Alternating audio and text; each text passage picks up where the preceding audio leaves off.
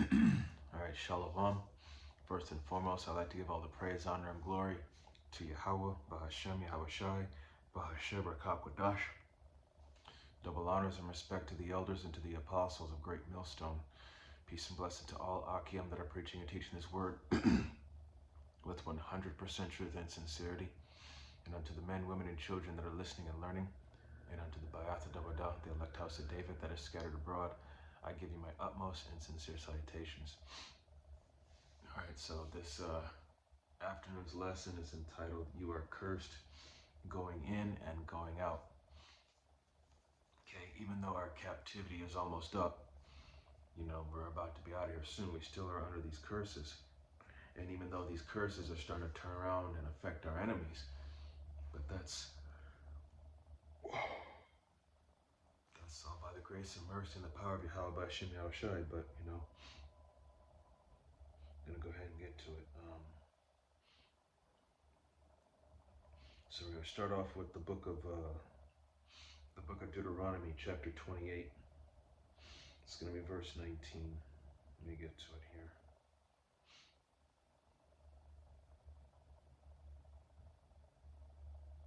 It says, Cursed shalt thou be when thou comest in, and cursed shalt thou be when thou goest out. So wherever you go and whatever you do, you will be cursed. Right? And you know, even Elder Apostle Gabar and a few other brothers from GMS, you know, they said you should always pray before you leave your house. You know, always pray that, you know, you're going to where you need to go, you know, with a sense of urgency and purpose, you know, that you make it back home safe and sound, man, you know, because you just, you know, you just don't know. You just don't know what could happen out there. And we're in that time where we really have to be mindful of what we do here.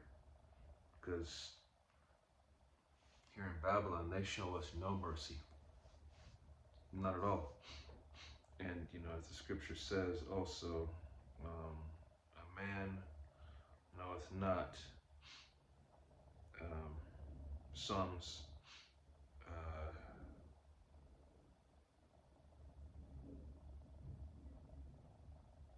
hold on a second. Let's see.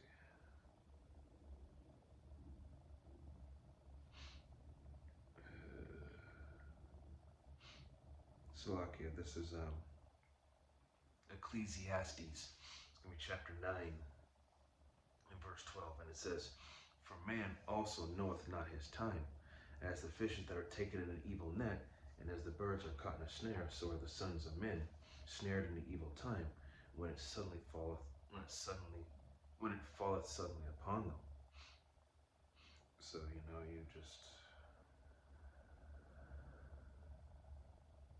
you really have to pay attention out there. And, you know, man knoweth not his time, right? So, you know, the issues of death come from Yahweh. Okay, he gives out the order. Those that are under him carry it out. Yahweh Shai, the angels. You know, you gotta really, you know, that's why you have to really examine yourself while being in this thing, especially with the times that we're in, because you know, you know, anything could happen at any moment, anywhere. You know, if you're keeping up with what's been going on lately.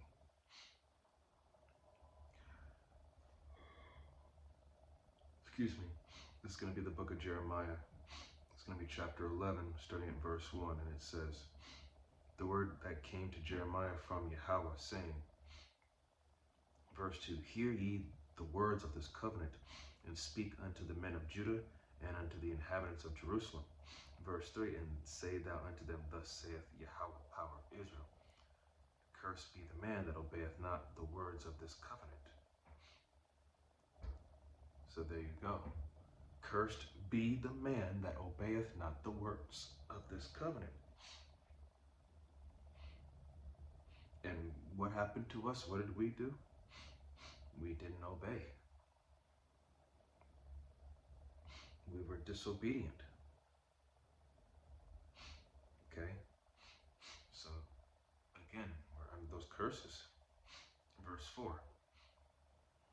Which I commanded your fathers in the day that I brought them forth out of the land of Egypt from the iron furnace, saying, obey my voice and do them, according to all which I command you. So shall ye be my people, and I will be your power. Okay? So from the iron furnace goes into that, excuse me, the iron furnace, it goes into that, that harsh captivity. You know, all the oppression, really. You know, being beaten down in slavery. You know, it's, you know, Yahweh Shema Shai got us up out of that.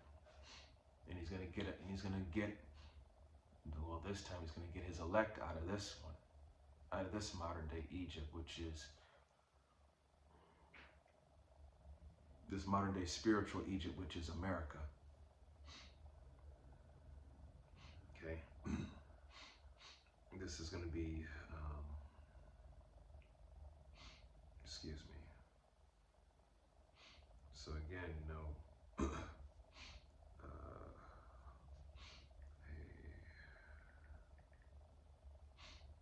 this is going to be the book of Proverbs. It's going to be chapter 22, verse 3, and it says, a prudent man foreseeth the evil, and hideth himself, but the simple pass on and are punished. So even though we're under the curses, man, you have to pay attention to the signs, because even though, because, you know, we're still, we're not exempt from judgment. You know, we don't, you know, we don't know, but we only can hope that we are of the elect. That's why we're the hopeful elect, even though, you know, we've been given this borrowed time, this grace period to, you know, amend our ways. You know, we still got to answer for things that we've done in our past life and even in this life. So, you know, just got to make sure that you yourself you're squared away, because Yahweh Shema Shai is going to do a deep scrutiny, you know, examination of everyone's character. And, you know, it's you know, if he finds, you know, he wants to, you know, of course, he's going to find error in all of us, but, you know, as long as we keep improving day after day and keep going forward and, you know, not looking back, you know, not returning to our own vomit, you know, going back to our old ways in the world, you know. This is Ephesians chapter 5, verse 15. It says, see then that ye walk circumspectly, not as fools, but as wise. 16, redeeming the time, because the days are evil. So in this time that we have, be wise and make the best of this time. Get as much knowledge, wisdom, and understanding as you can, you know, and in a worldly sense, you know, build up a skill set. You know, there's nothing wrong with prepping. It's just don't put your faith and trust in it. Always put your faith and trust in Yahweh B'Shem Yahushai first and foremost and always. In verse 17, wherefore be ye not unwise, but understanding what the will of the Lord is. Okay? Understand what the will of the Lord is and what he wants you to do, what you should be doing. In verse 18, be not drunk with wine, wherein is excess. Wine, talking about the philosophy of this world. And there's a lot of man-made philosophy and doctrines that, you know, get thrown at us sideways, up, down, left, right, and from behind. You know, it's just, you know, we can't really give into that. But be filled with the Spirit, and the Spirit is this truth, right? So, this, the philosophies of this world, they're not going to help you at all. And this is the book of Galatians chapter 5, verse 16, and it says, this I say then, walk in the Spirit, and ye shall not fulfill the lust of the flesh. Okay? Walk in the Spirit. Okay? Excuse me. Just a little tired. Yeah, so walk in the Spirit, man. Walk in the way of truth. You know, walk that path of virtue, true spiritual virtue. Okay.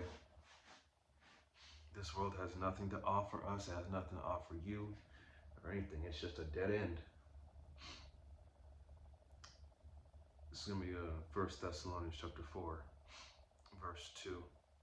It says, "For ye know what commandments we gave you by the Lord Yahushua." Verse 3, for this is the will of the power, even your sanctification, that ye should abstain from fornication. Verse 4, that every one of you should know how to possess his vessel in sanctification and honor. Okay. So this goes into having discipline, self-control, and, you know, being aware, paying attention to the signs, seeing things with a spiritual eye. Okay. Verse 5, not in the lust of concupiscence, even as the Gentiles, which know not the power. Okay. So, you know, your lustful desires, your passions, you know, stuff that you used to do that, you know, that you found pleasurable, it's now wicked and abominable to you now, because it's like, damn, I was doing that? Damn, I was stupid.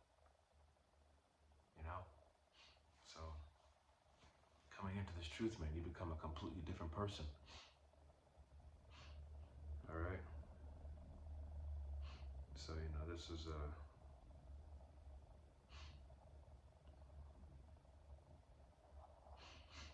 so again, man, this is all, you know, being cursed going in and being cursed going out. So, you know, you have to really, you know, watch yourself. Okay? Because, you know, you know, the third woe is approaching. And we're already in the midst of Jacob's trouble, just the beginning stages of it. You know, day by day, these spirits out here are going to amp up, and they're going to overtake. They're going to get on these people. They're going to latch onto these people and make them do some outlandish, crazy shit. So, you know, stay prayed up, because prayer is going to be your only defense against this, against, you know, what's coming.